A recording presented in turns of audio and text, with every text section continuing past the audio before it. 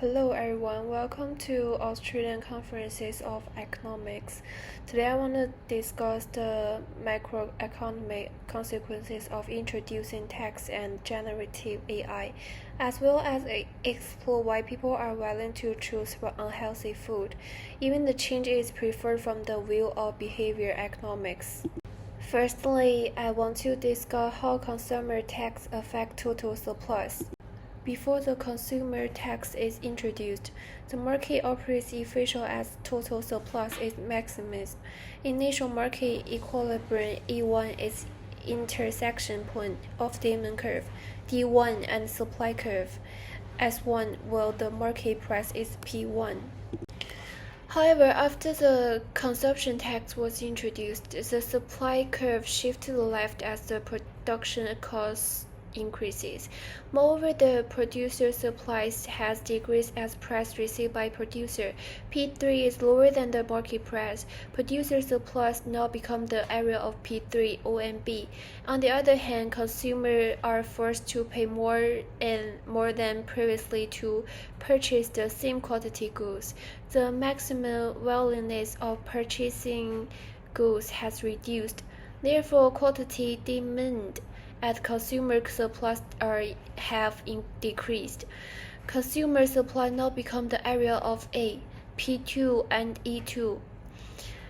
As consequences, new market equilibrium point is formed. E2, which is the intersection point of new supply curve, S2 and demand curve. New market price is P2, while new market quantity is Q2. Additionally, tax revenue is generated, but the market operates efficient as debt values present. Total surplus has decreased because tax revenue is unable to cover the loss of consumer surplus and producer surplus. Next, I will discuss about tariff, which is the tax on import that imposed by the government. Without considering tariffs and international trading, the initial market price is P1, and the market operates efficient as total supplies in maximum. The consumer surplus is the area of A, P3 and B. In the free trade scenario, the supply curve shifts to the right and the market equilibrium point is determined by the intersection point of domestic demand curve and supply without tariff curve. The market price is decreased to P3, which will increase the quantity demand for imported goods and reduce the quantity supply of domestic goods to Q1. The difference between Q1 and Q4 is important without tariff. In order to protect domestic suppliers, government has to impose tax on imported goods. Therefore, the market price of imported goods will increase to P2, which will reduce the quantity demand for imported goods to Q3 and increase the quantity supply of domestic goods to Q2. The difference between Q2 and Q3 is important with tariff. As final impacts, consumer supplies has reduced, which is the area of A, P2 and D, and that values will be created. Thus, the market operates efficient and total supplies has reduced.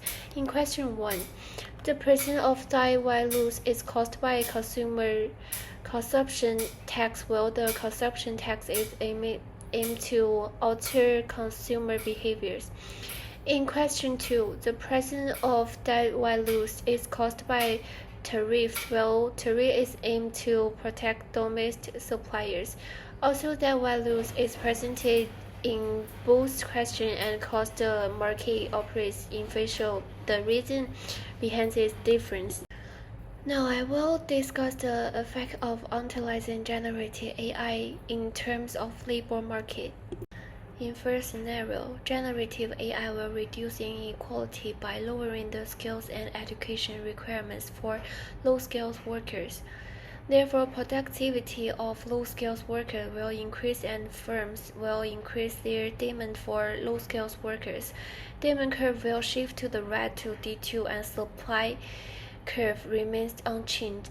As a result, wage and employment level of low-skilled workers will increase while wage gap between low-skilled worker and high-skilled worker becomes smaller.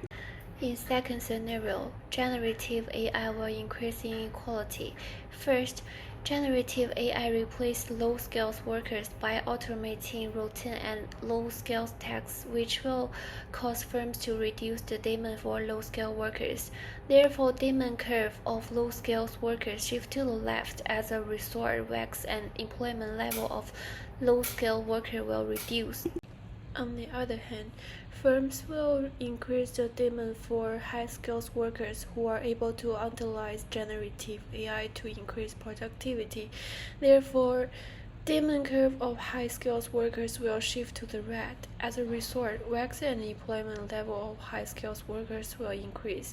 In short words, generative AI increases the inequality by reducing the employment level of low-skilled workers and increase the employment level of high-skilled workers, as well as larger the wage gap. Let's move to the next question. I will discuss the result of using generative AI in terms of productivity. In first scenario, generative AI can automate tasks and automate process, which can reduce the time and resources that need to produce goods and services. Therefore, potential output of an economy will increase because an economy can reduce more output by using the same input. Short run and long run aggregate supply curve will shift to the right. Furthermore, firms will invest in generative AI to boost productivity and profitability. Therefore, aggregate demand curve will shift to the right. As a result, the price level will decrease and real GDP of an economy will increase.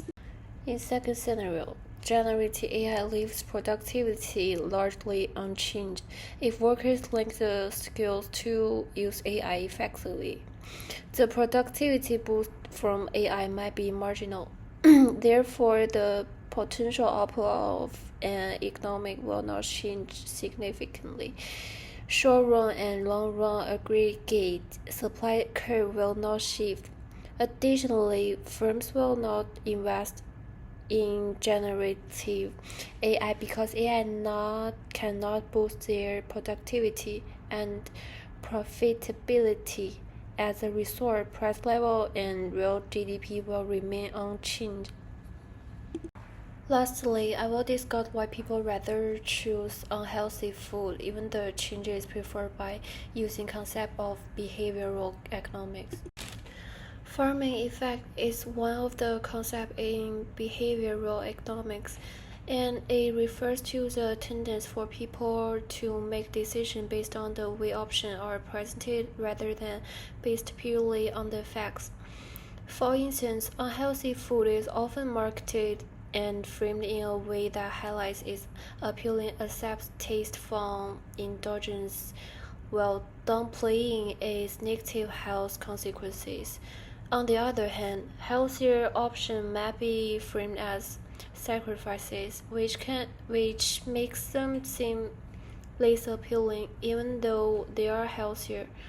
The positive framing of unhealthy options versus the negative framing of healthier choices encourages people to stick with unhealthy food. Moreover, present bias is another concept. People tend to prioritize immediate gratification over long-term benefits. Unhealthy food often provides immediate pleasure such as taste and convenience, while the benefits of healthier options like improved health are not able to be observed immediately. This bias makes it difficult for individuals to choose healthier options, even when they know it will be better in the long run. Thank you for listening.